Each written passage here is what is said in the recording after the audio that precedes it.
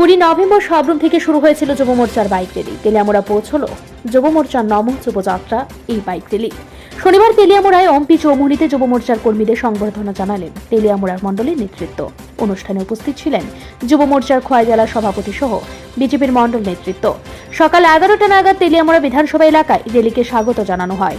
এরপর তেলিয়ামুড়া অম্পি চৌমুহনীতে এক অনুষ্ঠানের আয়োজন করা হয় তেলিয়ামুড়া বিজেপি এবং যুব মোর্চা মণ্ডল কমিটির উদ্যোগে।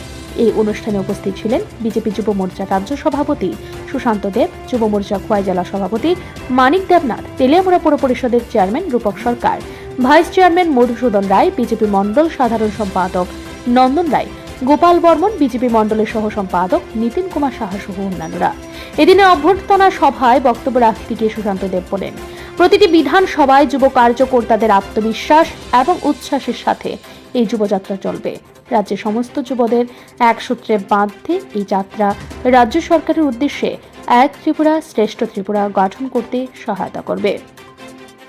আপনাদের এই অভ্যর্থনা আমাদেরকে আরো বেশি করে অনুপ্রেরণা যোগাবে, আমাদেরকে আরো বেশি করে শক্তি যোগাবে।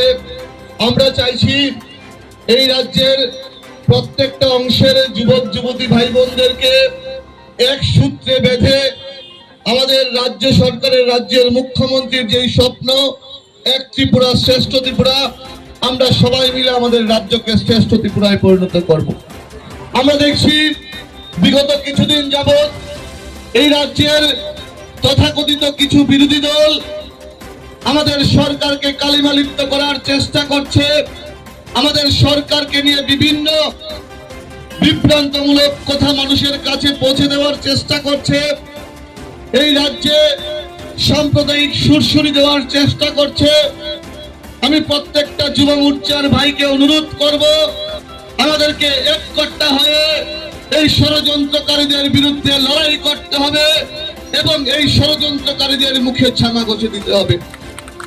আমি আজকের এই যুবযাত্রা থেকে আমি দায়িত্ব নিয়ে বলছি, যারা বিরোধী নেতৃত্বরা আছেন আপনাদের উদ্দেশ্যে বলছি, আপনারা গঠনমূলক বিরোধিতা করুন। আমরা একসময় বিরোধিতা করেছি, কিন্তু আমরা ডিস্ট্রাকটিভ ওয়েতে আমরা বিরোধিতা করিনি, আমরা কনস্ট্রাকটিভ ওয়েতে বিরোধিতা করেছি।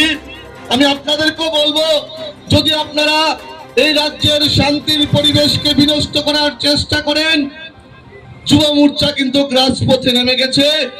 আমরা ডক্টর শ্যামাপ্রসাদ মুখার্জির ভারতীয় জনতা পার্টি করি। উনি বলেছিলেন, অন্যায় প্রতিবাদ করো, যদি প্রতিবাদে কাজ না হয় প্রতিরোধ করো, যদি প্রতিরোধে কাজ না হয় আমরা যুব মোর্চা প্রতিশোধ নিতে রাজি আছি। আমরা কিন্তু চুপ করে ঘরে বসে থাকবো না। আমি প্রত্যেকটা যুব ভাই বোনদের কাছে অনুরোধ করব, আসুন এই যুবযাত্রাকে আমরা সার্থক রূপ দেই এবং এই যুবযাত্রার আরেকটা যেই মহৎ উদ্দেশ্য, আমরা এই রাজ্যকে নেশামুক্ত রাজ্যে পরিণত করব। প্রত্যেকটা যুব সমাজের কাছে অনুরোধ করব। ধীরে ধীরে যুব মোর্চার এই বাইক র্যালি ধর্মনগরে পৌঁছবে। সেখানে রাজ্যভিত্তিক যুব মোর্চার উদ্যোগে সভা অনুষ্ঠিত হবে। এরপরই র্যালি সমাপ্তি ঘটবে। তবে ভিলেজ কমিটি নির্বাচনের মুখে যুব মোর্চার এই বাইক র্যালি রাজ্যে সর্বত্র ব্যাপক প্রভাব ফেলবে বলে মনে করছেন প্রদেশ বিজেপির নেতৃত্ব। ব্যুরো রিপোর্ট, ঋদ্ধিনা নেটওয়ার্ক।